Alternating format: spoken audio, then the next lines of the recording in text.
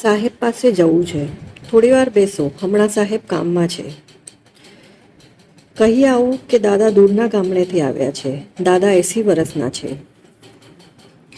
એમ અને પટાવાળો દાદા સામે જોઈ રહ્યો હતો. 80 વર્ષના પણ દાદા હજી મજબૂત છે. દાદા છે 80 વર્ષના પણ અવાજ સ્પષ્ટ છે. ને પટાવાળાએ કહ્યું, કાગળની ચબરખી પર તમારું નામ અને ગામ લખી આપો. દાદાએ આપેલી ચબરખી લઈને પટાવાળો ખેંગાર તો પહોંચ્યો અંદર. કલેક્ટર મિસ્ટર શાહ ફાઇલોના કાગળ પર સહીઓ કરી રહ્યા હતા. પટાવાળાને હાથમાં કાગળનો ટુકડો રાખીને ઊભેલો જોઈને કલેક્ટર સાહેબે એની સામે જોયું. કેમ ઊભો છે ખેંગાર? હાથમાં શાનો કાગળ છે? ખેંગારે કહ્યું, બહાર એક 80 વર્ષના દાદા ઊભા છે. એ આપને મળવા માંગે છે. એમ? હા સાહેબ, આ કાગળની ચબરખીમાં એમનું નામ અને ગામ છે. લાવ. અને ખેંગારે કલેક્ટર શ્રી શાહ સાહેબના હાથમાં ગળીવાળેલા કાગળની ચબરખી મૂકી દીધી અને સેલ્યુટ મારી બહાર નીકળી ગયો. સાહેબે કાગળની ચબરખી પર લખેલું નામ વાંચ્યું. મનહરલાલ પટેલ, ઉંમર 80 વર્ષ, ગામ સુખપુરા. ને આટલું વાંચતા તો કલેક્ટર મિસ્ટર શાહના ચહેરા પર અજબ પ્રકારનો આનંદ છવાઈ ગયો. આખો ચહેરો હર્ષ છલકાવા લાગ્યો. સુખપુરા ગામ? સુખપુરા તો ગજબનું ગામ છે. આખા પંથકમાં સુખપુરા જેવું ગામ ન મળે. એમાંય આ તો મનહરલાલ પટેલ, એ પાછા સુખપુરા ગામના. વાહ રે વાહ! આજ તો દાદાના દર્શન થશે. અને એમણે નજીકના ટેબલ પર બેઠેલો ક્લાર્ક મિસ્ટર દેસાઈને દોડાવ્યા. જાઓ દેસાઈ, બહાર મનહરલાલ પટેલ નામના દાદા બેઠા છે, મને મળવા માગે છે. માટે જાઓ અને એમને સન્માનપૂર્વક મારી પાસે લઈ આવો.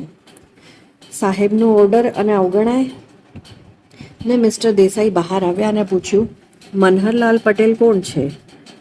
હું છું. તો ચાલો, દાદા કલેક્ટર સાહેબ તમને અંદર બોલાવે છે. લાવો હું તમારો હાથ પકડું. અને 2 જણા અંદર પ્રવેશ્યા. ખેંગાર તો આભો જ બની ગયો.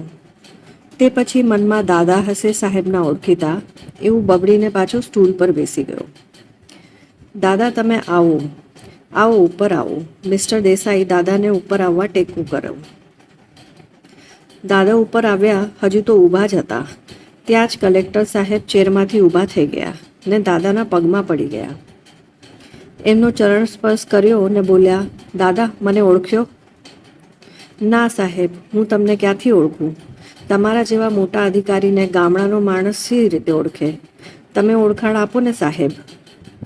દાદા મને સાહેબ ન કહો તો ઓળખાણ આપો. ભલે. દાદા એક વાત કહું?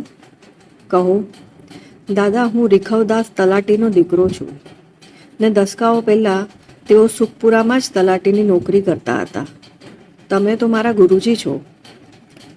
એ તો ખરું, પણ હવે તો તમે મોટા માણસ બની ગયા છો, દાદા બોલ્યા. ને મને મોટા માણસ બનાવનાર શું ચીજ છે જાણો છો? ના. મને મોટો માણસ બનાવનાર છે નેતરની સોટી.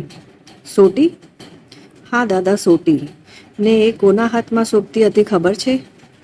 ના, એ તમારા હાથમાં સોંપતી હતી. મનહરલાલ માસ્તરના હાથમાં સોંપતી હતી. ને એક દિવસે શું? મારા બધા જવાબો ખોટા પડતા હતા. તે દિવસે તમે આપેલું હોમવર્ક પણ કરી લાવ્યો ન હતો ને તમે હાથમાં નેતરની સોટી પકડી લીધી, મને ઊભો કર્યો અને ધડાધડ તમે મારા શરીર પર સોટીઓ ઝીકવા લાગ્યા. મારી પીઠ પર ચાંદા પડી ગયા. હું ચીસાચીસ કરવા લાગ્યો. ને સાહેબ, રાત્રે મને તાવ પણ આવી ગયો. પિતાજીએ પૂછ્યું, કોણ તને ધરમાર માર્યો છે? ત્યારે મેં માત્ર એટલું જ કહ્યું, એ મારા ગુરુજી છે ને મારા હિત માટે મને માર્યો છે, જેથી હું મોટો માણસ બનું. પિતાજી કશું ન બોલ્યા, માત્ર ડૉક્ટરને બોલાવવા ચાલ્યા ગયા. બધું જ થયું, પણ મારામાં એ દિવસથી જબરું પરિવર્તન આવી ગયું. હું વાંચતો રહ્યો, દિલ લગાવીને અભ્યાસ કરતો રહ્યો, આગળ વધ્યો, IAS થયો અને છેલ્લા વર્ષથી આ કે તે જિલ્લામાં કલેક્ટર તરીકે જનસેવા કરી રહ્યો છું. તમે જ મને મોટો બનાવ્યો છે. એક સાધારણ તલાટીના દીકરાને તમે જ કલેક્ટર બનાવ્યો છે, તમે અને તમારી સોટીએ. પણ દાદા તમે આવ્યા છો શું કામ? કહું? કહો. મારો દીકરો મામલતદાર કચેરીમાં ક્લાર્ક છે, પણ એનું પ્રમોશન અટક્યું છે ને એમણે દીકરાનું અને મામલતદાર કચેરીનું નામ આપ્યું. થઈ જશે. ને દાદાના ચહેરા પર 80 વર્ષે આનંદ લીપાઈ ગયો. દાદા તમને મારી કાર ઘરે મૂકવા આવશે, તમારે બસમાં નથી જવાનું. ભલે. ને એમને કલેક્ટરના માથા પર હાથ મૂકી દીધો. તમે હજુ આગની ઊંચાઈએ પહોંચશો. ને બહાર ગાડીનો ડ્રાઈવર હોર્ન પર હોર્ન વગાડી રહ્યો હતો.